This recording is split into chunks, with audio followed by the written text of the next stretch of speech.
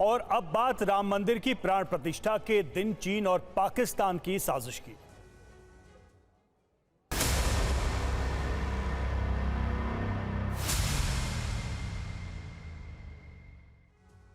तो राम मंदिर से जुड़ी बड़ी आतंकी साजिश का खुलासा हुआ है। आतंकी संगठन टीआरएफ ने रची थी साइबर साजिश।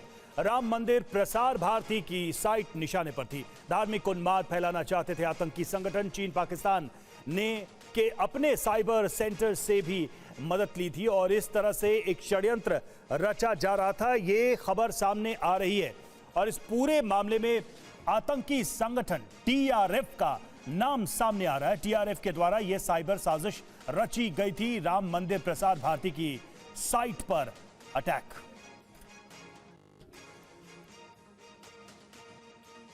तो ये बड़ी खबर सामने आई। इस बीच आपको बता दें, प्राण प्रतिष्ठा के दिन बड़ी आतंकी साजिश को लेकर क्या कुछ खुलासे हुए हैं। टारगेट पर क्या था? टारगेट पर राम मंदिर प्रसार भारती की वेबसाइट थी। पहली कोशिश सीधे हैकिंग कर अटैक करने की थी और दूसरी कोशिश की बात करें तो यूपी सरकार के सर्वर से एंट्री की कोशिश की गई। तीसरी कोशिश पे केंद्र की साइट से यूपी सरकार के सर्वर में घुसपैठ की कोशिश की गई। हालांकि इन तीनों ही कोशिशों को नाकाम कर दिया गया। और प्राण प्रतिष्ठा के दिन बड़ी साजिश, टीआरएफ का प्लान क्या था ये आपको बताते हैं। राम मंदिर प्रसार भारती की साइट को हैक करना, साथ ही साथ साइट की वॉल पर बाबरी मस्जिद की तस्वीर लगाना, ये पूरी तरह से कोशिशें की जा रही थी। बाबरी की तस्वीर के साथ भड़काऊ मैसेज पोस्ट करने की तैयारी थी। धार्मिक भावनाएं भड़काकर देश का माहौल बिगाड़ने की कोशिश थी और किसी भी तरह राम मंदिर के कार्यक्रम को बाधित करना इनके फोकस एरिया में शामिल था।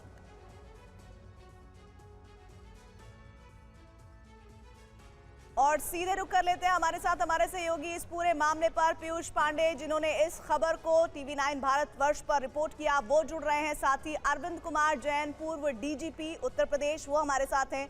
प्रोफेसर गीतिका वशिता, साइबर एक्सपर्ट, हमारे साथ जुड़ रही हैं। सबसे पहले मैं शुरुआत पीयूष आपसे करना चाहती हूँ। पीयूष, जरा ये बताइए, ये खबर लगभग परसों इस बात का खुलासा हुआ था। इस खबर को आपने ही टीवी9 भारतवर्ष पर पोस्ट किया था, जानकारी साझा की थी। किस तरह से पूरी तैयारी थी, इसका खुलासा कैसे हुआ और कैसे इस पूरी साजिश को नाकाम किया गया? बिल्कुल, देखिए, अहम बात यह है कि गृह मंत्रालय इस मामले में पहले से सतर्क था। जब अक्टूबर 2023 में ये बात चर्चा में आई कि 22 जनवरी 2024 को राम मंदिर में प्राण प्रतिष्ठा होगी, तब से जो टीआरएफ था वो सक्रिय था इस मामले में।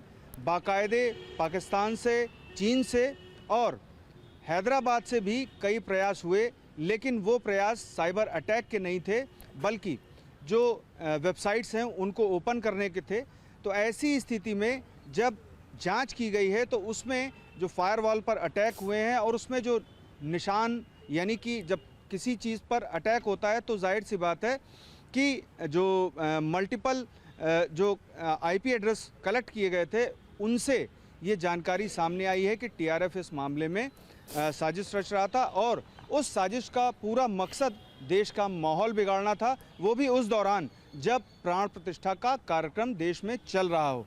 क्योंकि लगातार इस मामले में आतंकी संगठनों की ओर से धमकियां दी गई थी और वो ये दावा कर रहे थे कि वो प्राण प्रतिष्ठा के कार्यक्रम में बाधा डालने का प्रयास करेंगे और यही प्रयास उन्होंने साजिश रचकर किया। टीआरएफ एक आतंकी संगठन है जो लश्कर तैयबा की एक शाखा है और उसने पहल ये प्रोग्राम किया कि किसी भी तरह से राम मंदिर की जो मेन वेबसाइट है उसकी फायरवॉल को तोड़ करके उसमें प्रवेश कर जाएं और वहां पर आतंकी संदेश डालें, बाकायदा लोगों को भड़काने के लिए संदेश डालें। लेकिन उनकी साजिश नाकाम हो गई क्योंकि गृह मंत्रालय इस मामले में पहले से सक्रिय था और सारी इस तरह की जो कोशिशें थी उन्हें नाकाम किया गया। पीयूष बने रहे हमारे साथ मेहमान भी जुड़े हुए हैं। हमारे साथ प्रोफेसर गीतिका वशिष्ठ मौजूद हैं जो साइबर एक्सपर्ट हैं। गीतिका, एक दो नहीं, जिस तादाद में अटेम्प्ट किए गए, कोशिश की गई, जिस तरह से फायरवॉल को भेदने की कोशिश की गई और चीन, पाकिस्तान, हैदराबाद के अलग अलग आईपी एड्रेस से लगभग ऐसा बताया जा रहा था कि लाखों में नहीं करोड़ों बार में इस तरह के अटेम्प्ट किए गए। तो कितना मुश्किल होता है इस तरह का जब एक कंसर्टेड यानी इकट्ठा होकर ऐसा जब साइबर अटैक किया जाए उससे निपटना? क्योंकि हमने बखूबी उससे निपटा है। तो कितना मुश्किल था वो और उससे कैसे निपटा गया?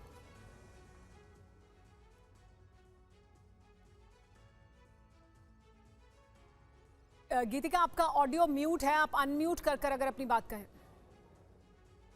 माफ कीजिएगा। ये भी एक घुसपैठ का तरीका है। तो जो भी हमलावर है वो अलग अलग कंप्यूटरों के द्वारा अनधिकृत पहुंच प्राप्त करने की कोशिश करते हैं और एक नेटवर्क में घुसकर घुसपैठ कर वो कंट्रोल लेने की पूरी कोशिश करते हैं। और ये एक आसान काम नहीं है, पर खुशी की बात ये है कि हमारे जो एक्सपर्ट्स हैं, जो हमारे फायरवॉल हैं, इस घटना को उन्होंने अंजाम तक पहुंचने से रोका। पर ये एक आसान काम नहीं है कि पूरे नेटवर्क में और इतने सारे कंप्यूटरों को आप घुसपैठ कर सब पर आप अपना एक मैसेज फ्लोट करने की कोशिश कर रहे हैं, उसको अपने अनाधिकृत पहुंच प्राप्त करने की कोशिश कर रहे हैं। तो आपके सवाल का यही जवाब है कि इस घुसपैठ को अंजाम देना भी आसान नहीं है और इससे जो हमने अच्छे से बचाव करी वो भी एक बहुत ही प्रोएक्टिव और रिएक्टिव, हमारी सारी स्ट्रैटेजीज बहुत अच्छी हैं। तो काफी सराहनीय है ये। बिल्कुल गीतिका जी। और अरविंद कुमार जैन हमारे साथ मौजूद हैं, यूपी के डीजीपी रह चुके हैं। जैन साहब, किस तरह से आप देखते हैं इस पूरे मामले को? एक बात तो बिल्कुल साफ नजर आती है कि आतंकियों की मंशा ऐसा कंटेंट पोस्ट करके सांप्रदायिक सौहार्द को कहीं ना कहीं बिगाड़ने की थी, शांति भंग करने की थी। लेकिन ऐसे में जो साइबर सिक्योरिटी का हमारा पूरा कवच है उसे और कितना मजबूत करने की जरूरत नजर आती है ताकि आगे भी आतंकी इस तरह के इरादों में कामयाब ना हो पाए। देखिए, मैं एसएसपी फैजाबाद भी रहा हूं जी और 4 बार इस जोन का आईजी रहा हूं। मैं जानता हूं वहां की संवेदनशीलता क्या है। टेररिस्ट अटैक भी हो चुका है। प्राण प्रतिष्ठा कार्यक्रम से पहले सिक्स फॉर जस्टिस के 3 कार्यकर्ता पकड़े गए थे, वो वहां पे रेकी कर रहे थे, पन्नू के भेजे गए थे और उनका भी इरादा ये था कि किसी तरीके से कार्यक्रम में विघ्न डालें, क्योंकि वहां पर एटीएस एसटीएफ की सारी टीमें और सीनियर ऑफिसर सब लगे हुए थे और जबरदस्त व्यवस्था थी यूपी पुलिस की तरफ से। इसलिए फिजिकल अटैक करना पॉसिबल नहीं था। इसलिए उन्होंने ये रास्ता चुना कि इस प्रतिष्ठा समारोह को किसी प्रकार से भंग किया जाए और वहां पर बाबरी की फोटोग्राफ वहां पर पोस्ट करके लगा के वॉल के ऊपर कार्यक्रम को में बाधा पहुंचाई जाए, धार्मिक भावनाएं भड़काई जाएं। इसकी भी तैयारी थी। ये बहुत पहले से हर फ्रंट पर तैयारी चल रही थी कि कहीं पर किसी भी प्रकार से कोई घुसपैठ की जा सकती है। तो वही है, घुसपैठ में वो सक्सेसफुल नहीं रहे। आगे भी हमें इसके प्रति बड़ा अलर्ट रहना होगा। ये बड़ा संवेदनशील स्थान है, बहुत मुंह की खाई है लोगों ने और उनको इस बात का बड़ा गम है कि ये इतना जबरदस्त वहां पे कार्यक्रम संपन्न हुआ। लाखों की भीड़ प्रतिदिन वहां पर जा रही है। लगातार इसके लिए बड़े बड़े पुख्ता पुलिस के प्रबंध चल रहे हैं, क्योंकि कभी भी किसी भी स्नान के दौरान, किसी भी त्योहार के दौरान कभी भी कोई घटना कारित की जा सकती है। बिल्कुल, और इसकी पूरी कोशिश की जा रही है क्योंकि खास करके सरहद पार बैठे जो आतंक के आका हैं उनको ये शांति, उनको ये सांप्रदायिक सौहार्द रास नहीं आ रहा है। बहुत बहुत शुक्रिया आप सभी का हमारे साथ इस बातचीत में जुड़ने के लिए। गीतिका जी आपका भी और जैन साहब आपका भी। साइबर हमले होने की पहले से आशंका थी। साइबर अटैक रोकने के लिए गृह मंत्रालय ने बाकायदा एक टीम बनाई थी। देखिए अब इस पूरे हमले को कैसे नाकामयाब किया गया उसकी पूरी डिटेल भी सामने आ रही है। गृह मंत्रालय की टीम में आईबी और साइबर सेल के एक्सपर्ट लगे थे। गृह मंत्रालय की टीम ने साइबर हमलों को नाकाम किया।